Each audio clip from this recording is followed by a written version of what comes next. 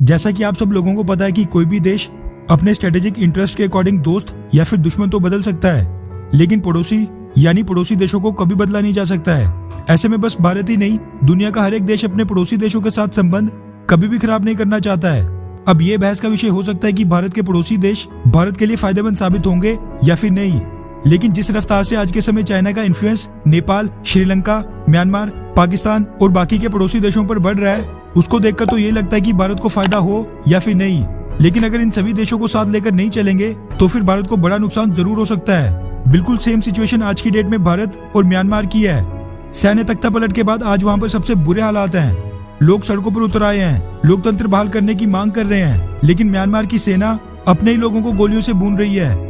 नैतिकता के आधार पर देखा जाए तो भारतीय सरकार को आज ही म्यांमार में दखल देनी चाहिए और दुनिया का सबसे बड़ा लोकतांत्रिक देश होते हुए म्यांमार की आम जनता और पॉलिटिकल लीडरशिप के साथ खड़ा होना चाहिए। लेकिन सिचुएशन बाहर से जितनी आसान लग रही है, ऑन ग्राउंड उतनी कॉम्प्लेक्स है और भारत की कई मजबूरियां भी हैं कि आज हम म्यांमार में दखल नहीं दे सकते हैं। मगर म्यांमार आर्मी के जनरल्स अपने देश की जनता पर कहर बरपाने में कोई भी कसर नहीं छोड़ रहे हैं। अभी एक दिन पहले खबर आई थी कि म्यांमार सेना ने एक दिन में ही 114 नागरिकों को गोलियों से भून दिया था और अब एक दिन बाद ये मीडिया रिपोर्ट सामने निकल कर आ रही है कि म्यांमार की सेना ने अपने लोगों पर एयर स्ट्राइक्स भी कर दी हैं। दरअसल Reuters, the economic times, Yahoo news और कई बड़े बड़े मीडिया हाउसेस के वाले से मीडिया रिपोर्ट सामने निकल कर आ रही है कि म्यांमार सेना ने पिछले कल केरन एथनिक ग्रुप, जो कि म्यांमार के साउथ ईस्ट रीजन में थाईलैंड बॉर्डर के पास स्थित है, उस पर अचानक ही एयर स्ट्राइक्स शुरू कर दी, जिसमें बच्चों, महिलाओं समेत कई लोग घायल और मारे भी जा चुके हैं। म्यांमार सेना की अचानक इस एयर स्ट्राइक के बाद केरन एथनिक ग्रुप के कई लोग अब पड़ोसी देश थाईलैंड में शरण लेने जा रहे हैं, क्योंकि ऐसा माना जा रहा है कि अब सैन्य तख्तापलट के बाद सेना के साथ केरन एथनिक ग्रुप के लोगों की झड़प दोबारा से शुरू हो जाएगी।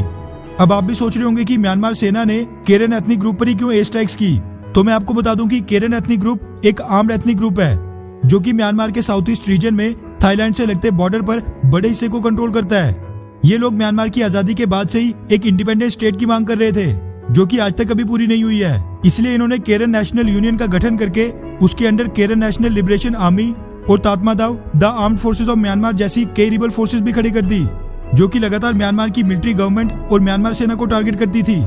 लेकिन म्यांमार में लोकतंत्र के आने के बाद म्यांमार की पॉलिटिकल लीडरशिप ने साल 2015 में इस आर्म्ड एथनिक ग्रुप के साथ सीजफायर एग्रीमेंट साइन कर दिया था, जिसके बाद वहां पे पहले के मुकाबले थोड़ी शांति हो गई थी। मगर अब सैन्य तख्तापलट के बाद दोबारा से हालात पहले जैसे हो गए हैं और अभी की मिलिट्री लीडरशिप ने दोबारा से केरन एथनिक ग्रुप को टारगेट करना शुरू कर दिया है। अब ये दोनों तरफ से हो रहा है, क्योंकि 2 दिन पहले ही केरन नेशनल यूनियन ने वहां पर दावा किया कि उन्होंने शनिवार को, जिस दिन म्यांमार आर्मी अपना आर्म्ड फोर्सेज डे मना रही थी, उनकी 7 ब्रिगेड में से ब्रिगेड 5 फोर्सेज ने म्यांमार सेना के 10 सैनिकों को मार गिराया था, जिसमें उनमें से एक लेफ्टिनेंट कर्नल भी थे। वैसे अगर म्यांमार में यही हाल रहा तो धीरे धीरे ये सभी एथनिक ग्रुप्स और डेमोक्रेसी के लिए लड़ रहे प्रोटेस्टर्स सब के सब म्यांमार सेना के खिलाफ एक साथ हथियार उठा लेंगे, जिसके बाद म्यांमार में सिविल वॉर भी शुरू हो सकता है, जो कि म्यांमार के साथ साथ भारत के लिए भी बड़ी चिंता का विषय बन जाएगा। वैसे आपको क्या लगता है कि क्या अब सही समय आ गया है कि भारत को म्यांमार में दखल दे देनी चाहिए,